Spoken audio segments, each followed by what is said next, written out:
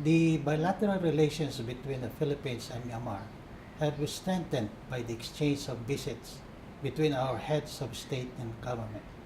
In particular, the visit of President Benigno Aquino III in Myanmar for the World Economic Forum on East Asia in June 2013 and their bilateral talks in the sidelines, as well as the state visit to the Philippines of President U Ten-sen in December 2013, raised the bilateral relations to a higher level.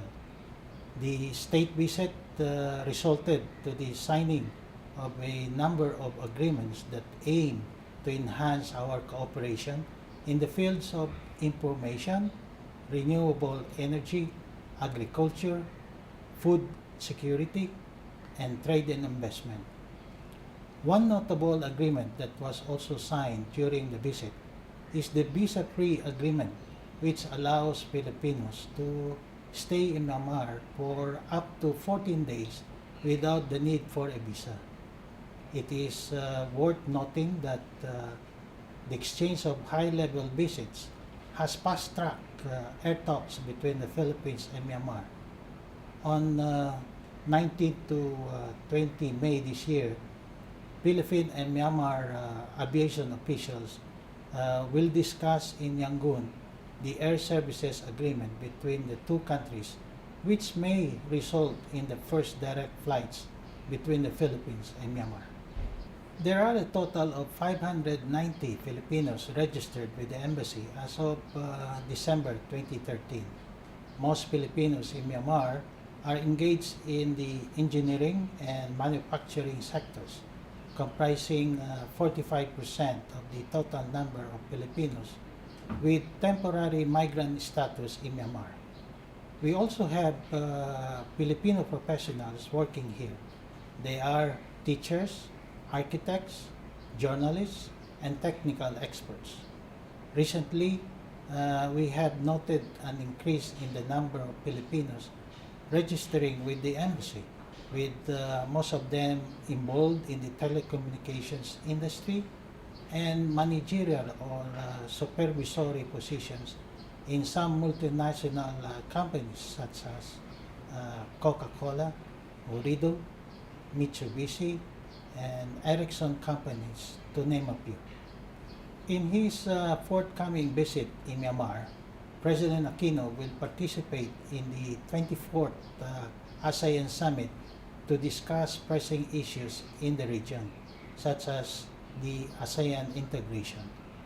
Together with the other ASEAN heads of state, President Aquino will also have meetings with representatives of the ASEAN Interparliamentary Assembly, the Civil Society Organization, and the ASEAN Youth, where they are expected to hear the latest developments and discuss the efforts, concerns, and suggestions of these three bodies in building better people-centered ASEAN through greater people's participation in their community building process. In addition to this, the President will also attend the 10th Brunei, Indonesia, Malaysia, Philippines, East ASEAN Growth Area or BIMYAGA Summit in the sidelines. I believe that during these meetings, our leaders will discuss the various preparations being made to realize an integrated ASEAN that aims to benefit the peoples in the region, including the Filipinos in Myanmar, in terms of unimpeded movement of people, goods, and services in the region. As we move towards a more integrated ASEAN, it is important for the Philippines to create awareness on the country's priorities in the region, such as maritime security and the need to focus on the region on micro, small, and medium enterprises, among others. The 24th ASEAN Summit provides a venue for the President to do that. President Aquino's participation to the 24th ASEAN Summit highlights the country's support for Myanmar's ASEAN chairmanship, with each team moving forward in unity to a peaceful and prosperous community. Myanmar's political and economic reforms have opened up many opportunities for engagement, not only through official government channels, but also by private businesses, including Philippine companies. It may be interesting to note that it was then President Fidel B. Ramos who introduced in 1992 an economic cooperation between the border areas of Brunei, Indonesia, Malaysia, and the Philippines. 2 years after, in 1994, the Bimyaga was born.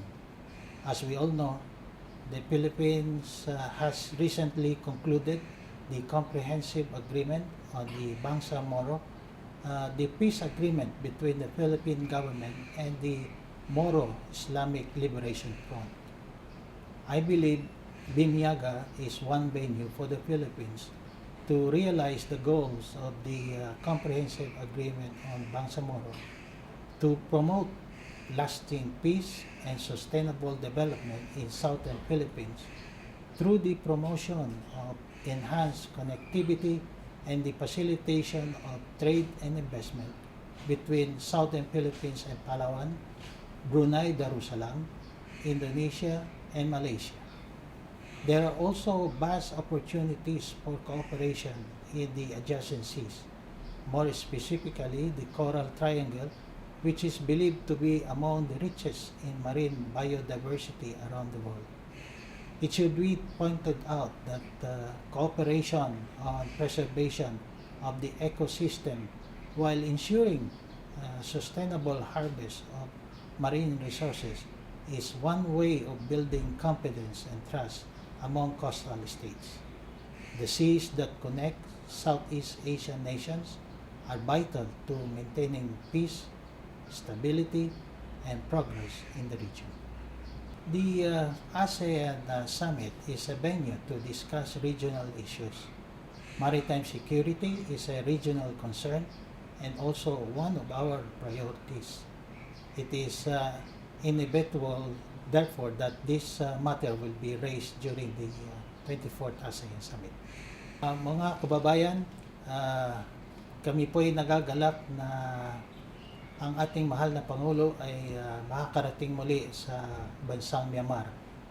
Kami po ay naniniwala na ang kanyang partisipasyon sa nalalapit na ASEAN Summit ay magdudulot ng kaukulan at mahalagang benepisyo hindi lamang sa ating bayan, kundi pati na rin sa ating mga mamamayan, lalong-lalo na doon sa mga naninirahan, nagtatrabaho o nangangalakal at nagninegosyo sa rehiyon nito. Umasa po kayo na amin pong malugot na tatanggapin ang ating mahal na Pangulo sa kanyang muling pagbisita dito sa Myanmar. Maraming salamat po sa inyo lahat.